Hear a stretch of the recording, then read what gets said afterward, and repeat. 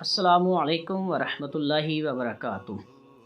سوال یہ ہوتا ہے کہ کچھ لوگ ویزے کے لالچ میں جرمن، یورپ کنٹریز، امریکہ، افریقہ جانے کے لیے خود کو غیر مسلم لکھتے ہیں، جس طرح کہ قادیانی، مرزائی، کرسچن، یہودی وغیرہ اپنے آپ کو نامینیٹ کرتے ہیں۔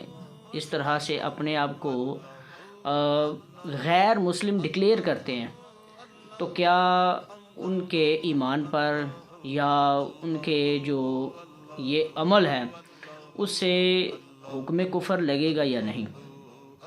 تو اس کا جواب یہ ہے کہ شرعاً جب ارادہ کفر پایا جائے یا رضا بالکفر پائی جائے تو بندہ اسی وقت کافر ہو جاتا ہے۔ جس طرح کہ کسی نے یہ لکھ دیا پیپر پر جانے سے پہلے کہ آئی ایم اے نان مسلم، یا یوں لکھ دیا کہ میں قادیانی ہوں، یا یوں کہہ دیا کہ میں جو ہے وہ کرسچن ہوں، یا کسی طرح سے بھی خود کو غیر مسلم شو کیا تو وہ دائرہ اسلام سے اسی وقت خارج ہو جائے گا، کیونکہ اس سے رضا بالکفر یعنی کفر پر راضی ہونا پایا جا رہا ہے، جو کہ مستقلاً خود ایک کفر ہے۔